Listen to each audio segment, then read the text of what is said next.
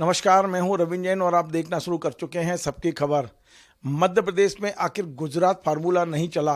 आज मध्य प्रदेश में आचार संहिता लगते ही भारतीय जनता पार्टी ने अपने 57 उम्मीदवारों की सूची जारी कर दी है। इसमें 23 पुराने मंत्रियों को टिकट दे दिया गया है और मुख्यमंत्री शिवराज सिंह चौहान को भी बुधनी विधानसभा से उम्मीदवार बना दिया गया है।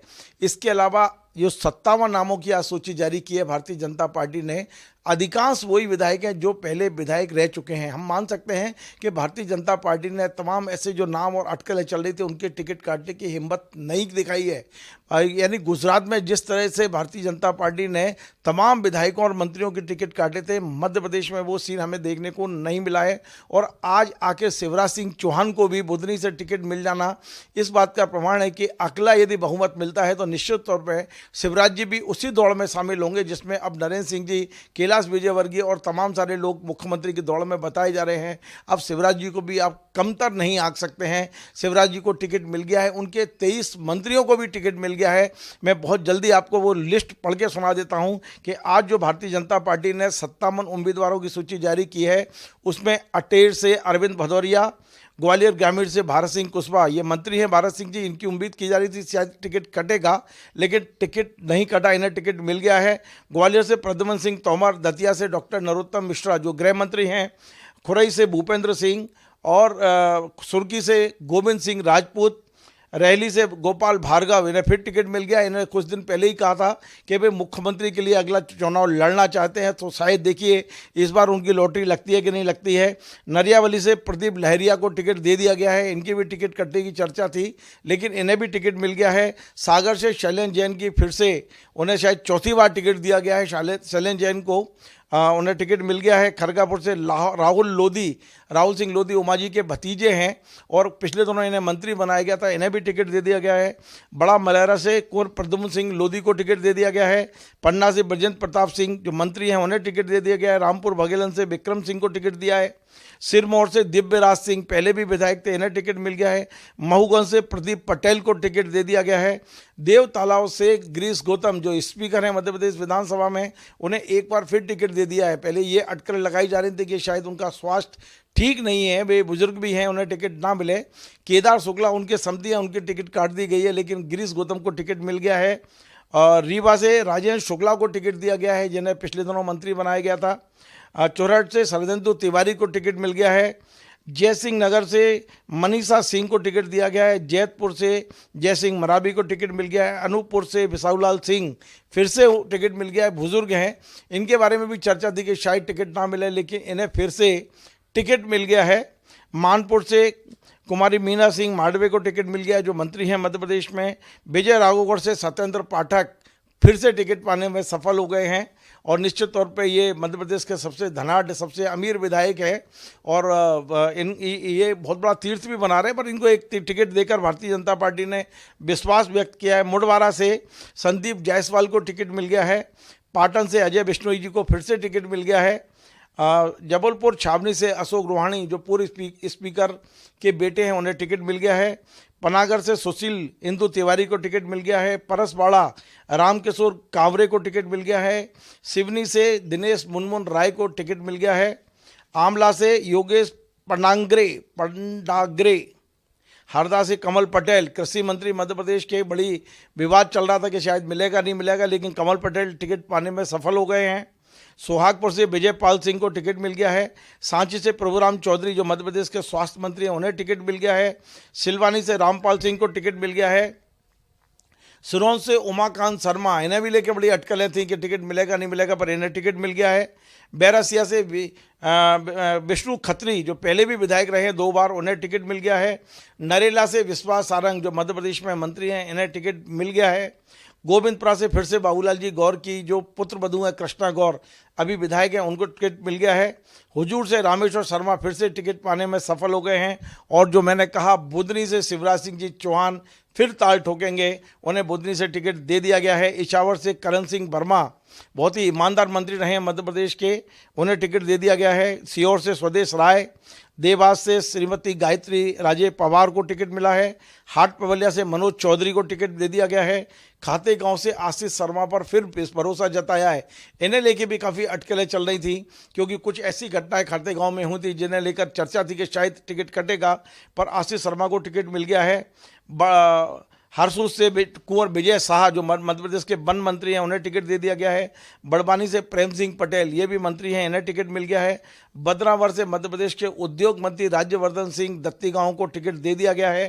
अब इनका मुकाबला भाजपा के एक बड़े नेता भंवर सिंह शेखावत से होगा। बड़ा रोचक मुकाबला होने की संभावना है। इंदौर 2 से रमेश मेंदोला का टिकट मिल गया है। इंदौर 4 से मालिनी गौड़, इनका विरोध आपको पता है, मेघराज जैन सहित तमाम भाजपा के दिग्गज नेता इनका विरोध कर रहे थे। इसके बाद भी पार्टी ने मालिनी गौड़ को टिकट दे दिया है। सावेर से तुलसी सिलावट फिर से टिकट पाने में सफल हो गए हैं। उज्जैन दक्षिण से डॉक्टर मोहन यादव को टिकट मिल गया है। रतलाम शहर से चैतन्य कश्यप को टिकट मिल गया है। मंदसौर से यशपाल सिंह सिसोदिया को टिकट मिल गया है। मल्हारगढ़ से जगदीश देवड़ा को टिकट हो गया है उनका। सुभाषरा से हरदीप सिंह डंग, उन्हें टिकट मिल गया है। और जावस से मध्य प्रदेश में मंत्री हैं ओम प्रकाश सकलेजा, पूर्व मुख्यमंत्री के बेटे हैं, इन्हें भी टिकट मिल गया है। तो ये 57 सीटें मैंने आपको बताई हैं। अधिकांश 23 मंत्रियों को टिकट दे दिया गया है, एक मुख्यमंत्री 24। ये जो गुजरात फार्मूला था, ऐसी चर्चा थी कि शायद पार्टी हाईकमान के हाथ में सारी बाजी है, तो वो शायद इस तरह का कुछ फैसला करेंगे कि मध्य प्रदेश में तमाम जो मंत्री हैं उनके टिकट काटे जाएंगे। पर जो 57 की सूची आई है, इसे देख के लगता नहीं है कि कोई टिकट काटे गए। ज़्यादा मंत्रियों के 8 से 10 मंत्री शेष बचे हैं, शायद उनको अब देना नहीं देना ये अगली सूची में पता चलेगा। लेकिन इन 57 के बाद अब मध्य प्रदेश का ऊँट किस करवट बैठेगा, ये जानने के लिए हम आए हैं वरिष्ठ पत्रकार अजय वकील जी के पास। हम समझने की कोशिश करते हैं कि इस सूची के बाद, क्योंकि अब भारतीय जनता पार्टी की ये तीसरी बड़ी 79 पहले थे और 57 और आ गए हैं। भारतीय जनता पार्टी ने अपने आधे से ज़्यादा उम्मीदवार अब मैदान में उतार दिए हैं। अब क्या लगता है, आपका बहुत बहुत स्वागत है अजय जी। अजय जी, मध्य प्रदेश में अब आपने देखा भारतीय जनता पार्टी कम से कम टिकट बांटने में बाजी मार गई है, क्या सरकार बनाने में भी आपको लगता है कि बाजी मारती दिख रही है? देखो रविंद्र जी, टिकट बांटने में बाजी तो मार ली है, लेकिन जो अभी जो चौथी सूची आई है, इससे ये लगता है कि भाजपा हाईकमान पूरी तरह दबाव में आ गया है। पहली और दूसरी सूची, खासकर दूसरी सूची के अंदर जो साहस दिखाया गया था और जो जोखिम उठाया गया था, वो इसमें पूरी तरह से नदारद है। इसका मतलब ये है कि ज़मीनी हालात का या तो उनको अंदाज़ा हो गया, या फिर पार्टी में इतनी बड़े पैमाने पर बगावत का अंदेशा हो गया कि अगर इनके भी टिकट काटे जाएंगे तो शायद स्थिति और ख़राब होती चली जाएगी। आपने लगभग जितने भी इसमें बताया कि 23-24 मंत्री हैं, और शिवराज जी ने तो एक तरह से माहौल बना दिया था कि शायद उनका टिकट कटने वाला और वो रेस से बाहर होते जा रहे हैं। लेकिन उनको भी टिकट देने का मतलब है कि उनको भी रेस से बनाए रखा गया है। तो अब ये तो तब की बात है कि अगर पार्टी चुनाव जीत के आती तो क्या स्थिति बनती है। लेकिन अभी चुनाव जीतने के लाले पड़े हुए हैं, क्योंकि इसमें ज़्यादातर मंत्रियों की स्थिति अधिकांश की अच्छी नहीं है। कम ही मंत्री जीत पाएंगे, खास करके जो सिंधिया खेमे के उनके अधिकांश की हारने की संभावना ज़्यादा है। तो फिर भी पार्टी ने अगर उनको टिकट दिया, उनको टिकट नहीं काट पाई है, तो इसका मतलब ये है कि हाईकमान या बीजेपी जो है बहुत ज़्यादा दबाव के अंदर है और वो किसी भी तरह की अब जोखिम उठाना नहीं चाहती है। अजय जी, आप देखेंगे इस सूची की सबसे बड़ी खास बात यह है कि सिंधिया समर्थक उन्हीं लोगों को टिकट दिया गया है जो पार्टी चाहती थी। लेकिन अभी सिंधिया समर्थक जैसे महेंद्र सिंह सिसोदिया को टिकट अभी तक नहीं हुआ है, अंतिम निर्णय नहीं लिया गया है। बृजेंद्र यादव के बारे में अंतिम निर्णय नहीं लिया गया है। सुरेश धाकड़ के बारे में अंतिम निर्णय नहीं लिया है। ओपीएस भदौरिया के बारे में 4 ग्वालियर चंबल संभाग के ऐसे मंत्री सिंधिया समर्थक हैं जिनका नाम इस सूची में नहीं है। तो इसे आप किस रूप में लगते हैं? यदि इनको टिकट नहीं मिला तो फिर सिंधिया जी की क्या स्थिति बनेगी? देखिए, सिंधिया जी की स्थिति तो वैसे भी खराब होने की संभावना इसलिए ज़्यादा है कि इनको टिकट मिले या नहीं मिले। लेकिन जिनको मिले हैं वो भी अगर नहीं जीत पाते हैं या बहुत कम लोग जीत पाते हैं, तो भी उनकी जो राजनीतिक पकड़ है क्षेत्र की, वो तो अपने आप ही कमजोर होती दिखेगी। तो वो बहुत ज़्यादा उस तरह बार्गेनिंग करने की स्थिति में या कोई दबाव डालने की स्थिति में वैसे भी नहीं होंगे। अब यह है कि अगर आगे एक और सूची आने वाली है, शायद हो सकता है उसमें उनको टिकट मिल जाए। लेकिन जो ज़मीनी हालात हैं, जो रिपोर्ट्स आ रही हैं, वो ये है कि उनमें से बहुत कम लोग जीत पाएंगे, ये बात बिल्कुल तय है। तो उस दृष्टि से देखा जाए तो सिंधिया जी की स्थिति तो वैसे ही कमज़ोर होती चली जा रही है।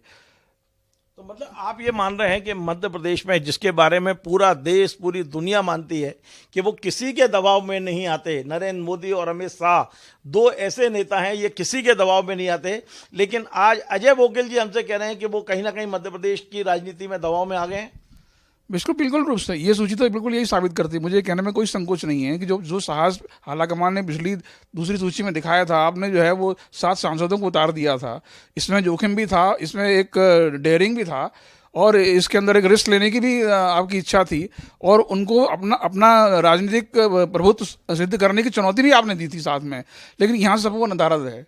इससे बहुत से विधायक ऐसे हैं, जब मंत्री को छोड़ दीजिए आप, जो कई कई टर्म से जीत रहे हैं, और उनके खिलाफ एक बड़ी एंटी इनकम्बेंसी या असंतोष उनके खिलाफ है। कुछ तो निष्क्रिय हैं, और कुछ किन्हीं कारण से उनकी छवि खराब हुई है। तो अगर आप फिर से उन्हीं पे दांव लगा रहे हैं और नए चेहरों को नया मौका नहीं दे रहे नए लोगों को, तो खुद पार्टी के अंदर असंतोष बढ़ने वाला है। ये तो बिल्कुल स्वाभाविक बात है, क्योंकि एक ही सीट के अंदर सीट पर कई लोग उम्मीद लगाए बैठे थे कि शायद इस बार उनको टिकट मिलेगा, नए लोगों को मौका मिलेगा। तो नए लोगों को मौका देने की जो इच्छा बात थी, वो तो इस सूची पूरी तरह से गायब है। अजय जी, एक बात और है कि टिकट कटने की आशंका को देखते हुए यशोधरा राजे सिंधिया ने पहले ही चुनाव न लड़ने की घोषणा कर दी। अब जो सूची आई है उसे देख के तो लगता है कि यशोधरा ने शायद जल्दबाजी कर दी। यदि वो भी ये घोषणा नहीं करती तो उन्हें भी टिकट मिल जाता। आप कह रहे हैं ये बिल्कुल हो सकता है, या तो उन्होंने अति उत्साह में ऐसा कर दिया, या उन पर बहुत ज़्यादा कोई दबाव रहा होगा कि उनको ये घोषणा करना पड़ी। वो पूरी सूचियाँ आने का वेट तक इंतज़ार कर सकती थी, और या फिर यह कि जो कुल मिला के परिस्थितियों देखने के बाद ही ऐलान कर सकती थी कि वो नहीं लड़ेंगी। नहीं, जैसे उन्होंने बहुत पहले अगर कह दिया कि मैं नहीं लड़ूंगी, तो वो खुद ही उन्होंने अपने आप को रेस से अलग कर लिया है। तो ये तो पार्टी के दृष्टि से ठीक है कि किसी वहाँ से किसी नए लोगों को चांस मिलेगा, लेकिन उनकी जीती हुई सीट जो जिससे वो लगातार कई सालों से जीतती चली आ रही हैं, उसमें दूसरा कोई उतना सफल हो पाएगा कि नहीं हो पाएगा, ये भी एक सवाल है। एक और है कि हमने जो दूसरी और पहली दूसरी सूची देखी थी, उसमें 5-6 नेता ऐसे थे जो मुख्यमंत्री पद के दावेदार माने जा रहे थे, चाहे नरेंद्र सिंह जी हों, प्रहलाद पटेल जी हों, या कैलाश विजयवर्गीय जी हों, फग्गन सिंह जी कुलस्ते हों। ऐसे तमाम सारे नेता माने जा रहे थे, और ये कुछ लोगों ने तो घोषणा भी कर दी। आज नरेंद्र सिंह जी ने दिल्ली में पत्रकारों से बातचीत करते हुए कहा है कि पार्टी हाईकमान मुख्यमंत्री बनाती है तो वे दायित्व संभालेंगे। तो अब ये जो नई सूची आई है 57 की, मुझे लगता है इसमें भी 8-10 नाम तो ऐसे हैं जो मुख्यमंत्री पद के दावेदार हैं। क्या मध्य प्रदेश में हो क्या रहा है भारतीय जनता पार्टी में? सीएम पद के दावेदार ज़्यादा हैं और विधायक बने रहने वाले कम हैं। ये बड़ी मज़ेदार स्थिति है। और एक ज़माने में कांग्रेस में ऐसा हुआ करता था, जब वो क्षेत्रवाद की राजनीति मध्य प्रदेश में ज़्यादा चलती थी। आपको भी याद होगा, सन 2000 के पहले की बात है। तो मुख्यमंत्री पद के कम से कम 4-5 दावेदार तो हमेशा ही रहते थे। हर अंचल से 1-2 दावेदार रहते थे, और उनमें आपस में खींचतान चलती रहती थी। हालांकि उस क्षेत्रवाद की वो राजनीति अब मध्य प्रदेश से लगभग खत्म हो गई है, और मध्य प्रदेश एक यूनिट के रूप में उभरने लगा है छत्तीसगढ़ अलग होने के बाद। लेकिन अब ये जो नई परिस्थिति बीजेपी के अंदर बन रही है, वो अगर भाजपा जीती तो भी और नहीं जीती तो भी ये घमासान तो आगे होने वाला है। एक बात बिल्कुल साफ लग रही है, जैसे आपने नरेंद्र सिंह जी की प्रेस कॉन्फ्रेंस के बारे में अभी कहा, तो आज के बयान से ऐसा लगता है कि अब उनको या तो संकेत मिल चुका है, या उन्होंने अपना मन बना लिया है नए दायित्व के लिए, नई परिस्थिति के लिए। अगर नई चुनाव जीती तो बात अलग है, तो शायद हो सकता है वो केंद्र की राजनीति भी रहे, मध्य प्रदेश की राजनीति में आए भी ना। लेकिन अगर जीतती है पार्टी चुनाव, तो निश्चित रूप से शिवराज की जगह विकल्प तलाशा जाएगा, तो वो नरेंद्र सिंह तोमर हो सकते हैं, क्योंकि शिवराज भी शायद उसी नाम पर तैयार होंगे और किसी की बजाय, जहाँ तक मैं समझता हूँ, क्योंकि उनकी दोनों की आपस की ट्यूनिंग काफ़ी बेहतर है दूसरे लोगों की तुलना में। तो ये हो सकता है। लेकिन ये तो तब की बात है कि पार्टी चुनाव जीते। अभी तो पहला सवाल तो ये कि पार्टी चुनाव जीत पा रही है कि नहीं पा रही, ये बड़ा सवाल है। हाँ, 140 के आसपास सीटें घोषित कर दी हैं बीजेपी ने। इन्हें देखकर आपको क्या लगता है कि मध्य प्रदेश में भारतीय जनता पार्टी 5वीं बार राजतलक होगा? देखिए रविंद्र जी, अभी एक और सूची और अभी आना बाकी है, बाकी लोग और नाम और सामने आ जाएं। पर आज की सूची देख के लगता है कि अब जो जीते हुए उम्मीदवार हैं पार्टी के, उनमें से 2-3 लोगों के पहले उन्होंने टिकट काट दिए थे, पर अब लगता नहीं कि पार्टी कोई ऐसी बड़ी रिस्क लेने वाली है। तो लगभग 100 जीत करके आए थे, और जो बाद में बढ़ करके कितने 128 शायद हो गए थे। तो उनमें से 2-4 के कटे अधिकांश लोगों को टिकट मिल जाएंगे। अभी जो आज की सूची देखकर तो ऐसा लगता है, तो पार्टी कोई रिस्क लेने वाली नहीं है। तो वही लोग उम्मीदवार फिर से चुनाव में उतरेंगे। अब इसका काउंटर करते हुए कांग्रेस अपनी लिस्ट कौन सी लाती सामने, जो अभी अब कांग्रेस का एक भी नाम सामने नहीं आया है। तो इसमें सब कुछ तय होगा कि आखिर ये जो चुनावी मुकाबला किस तरह का होने वाला है। लेकिन इससे भी बड़ी बात, इस चुनाव को मैं बहुत अलग तरीके से इसलिए देख रहा हूँ कि मध्य प्रदेश में अभी तक क्षेत्रवाद की राजनीति होती रही, और सड़क पानी बिजली की राजनीति होती रही। विकास की राजनीति होती रही, कर्ज माफी की राजनीति होती रही, लेकिन रेवड़ी कल्चर पर पहला चुनाव मध्य प्रदेश में पहली बार लड़ा जा रहा है। ये कुछ दूसरे राज्यों में तो इस तरह के प्रयोग हुए सफलता से, लेकिन मध्य प्रदेश में अभी तक खुले तौर पर ऐसा कभी नहीं हुआ। पिछले चुनाव के अंदर भी कर्ज माफी का मुद्दा था, उसको किसानों का समर्थन मिला और कांग्रेस बहुमत के करीब पहुंच गई। और उसके भी पहले शायद आपको याद हो 1990 का जो चुनाव हुआ था, उस समय भी बीजेपी ने जो है 10,000 तक के किसानों कर्ज माफी का वादा किया था और बीजेपी जो है पहली बार अपने दम पर सत्ता में आई थी 1990 में। तो ये ऐसा इशू रहता है जो कहीं ना कहीं काम करते हैं। लेकिन कर्ज माफी का मुद्दा भी था, वो भी लगभग 40-50 लाख किसानों का मुद्दा था। लाडली बहना में हम देख रहे हैं कि 1 लाख करीब 31,000 1 करोड़ 30 लाख के आसपास। हाँ हाँ हाँ, 1 करोड़ 30 लाख जो है वो रजिस्ट्रेशन हुए हैं। ये बहुत बड़ा आंकड़ा है। आप 55-56 लाख किसानों की कर्ज माफी का वादा करके अगर सत्ता में आ सकते हैं, तो अगर 1.25 करोड़ महिलाओं को आप मुफ्त में बिना कुछ किए अगर आप 1,000 रुपये भी दे रहे हैं आज की तारीख में, या 1,250 रुपये भी दे रहे हैं, तो ये कहीं ना कहीं काम करेगा। अब सवाल ये है कि इसको बीजेपी वोट में कितना कन्वर्ट करा पाती है, कितना एनकेश करा पाती है, ये तो अब नतीजों के बाद ही पता चलेगा। लेकिन ये फैक्टर काम करेगा कहीं ना कहीं, और अगर बीजेपी इसको बना सकी तो फिर कांग्रेस के लिए सत्ता में लौटना मुश्किल होगा।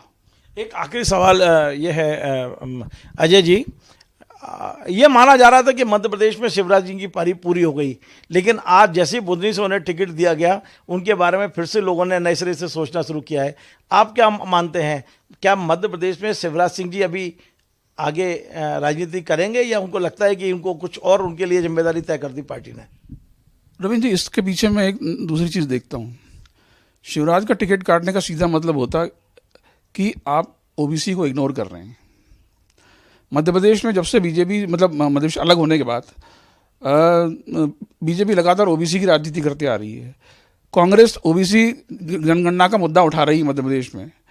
तो अगर शिवराज को टिकट नहीं देते, मुख्यमंत्री बनाएंगे नहीं बनाएंगे वो तो बात की बात है, अगर चुनाव जीत गई पार्टी तो फिर परिस्थितियाँ अलग हो जाएंगी। लेकिन अगर आप टिकट भी नहीं उनको देते तो निश्चित रूप से पूरे ओबीसी में ये संदेश अपने आप चला जाता है कि पार्टी ओबीसी को इग्नोर कर रही है। क्योंकि हालांकि अब अगला मुख्यमंत्री, मैं ये जानना चाहता हूँ, शिवराज जी का मध्य प्रदेश में आप भविष्य क्या देख रहे हैं आप? मुझे नहीं लगता कि अब शायद वो इन परिस्थितियों के बाद फिर से 5वीं बार मुख्यमंत्री बनना चाहेंगे, या पार्टी उनको बनाएगी। हो सकता है उनको केंद्र में ले जाएं, या और कोई दूसरी जिम्मेदारी भी दी जा सकती है, क्योंकि बहुत अनुभवी नेता हैं। 18 साल तक एक राज्य के मुख्यमंत्री रहे हैं, जो कि अपने आप में रिकॉर्ड है। और प्रशासन का उनका बहुत लंबा अनुभव है, राजनीति का लंबा अनुभव है, और अच्छे संगठन भी रहे हैं, संगठन का अनुभव है। तो पार्टी इसका उपयोग तो करेगी कहीं ना कहीं। अब हो सकता है कि दिल्ली में करे या किसी और रूप में भी कर सकती है, लेकिन मुख्यमंत्री शायद बनाएगी ऐसा मुझे नहीं लगता, क्योंकि यहाँ पर पीढ़ी परिवर्तन का भी तो सवाल है ना। शिवराज को जो लाया गया था तो पुरानी पीढ़ी को साइडलाइन किया गया था, जो पटवा जी की पीढ़ी थी। अब शिवराज जी भी सीनियर हो गए हैं, तो निश्चित रूप से उसके बाद वाली पीढ़ी जो आज 50 के आसपास की उम्र की है, उसको भी तो आगे पार्टी बुलाना है। बहुत बहुत धन्यवाद। तो ये अजय बोकिल जी बहुत वरिष्ठ पत्रकार हैं, इनका कॉलम आपने पढ़ा होगा, सुबह सवेरे अखबार के संपादक हैं, और लगातार ये राजनीतिक टिप्पणियां जो लिखते हैं देश भर में उन्हें पढ़ा जाता है। आज उनका सीधा सीधा मानना है कि कहीं ना कहीं पार्टी आला कमान अब दबाव में दिखाई दे रहा है। मध्य प्रदेश में जो बगावती स्वर थे उसका असर ये तीसरी सूची पर साफ दिखाई दे रहा है। 57 नाम जो तीसरी सूची में आए हैं, इन नामों में जिस तरह के लोगों को टिकट दिया गया है, वो भारतीय जनता पार्टी का चुनाव में फ़ायदा कम और नुकसान ज़्यादा होने की संभावना बुकिल जी को दिखाई देती है। आपको हमारा ये कार्यक्रम पसंद आए, आप इसे शेयर करें, लाइक करें, कमेंट करें, और आपसे बार बार निवेदन है हमारे इस चैनल को सब्सक्राइब अवश्य करें। धन्यवाद।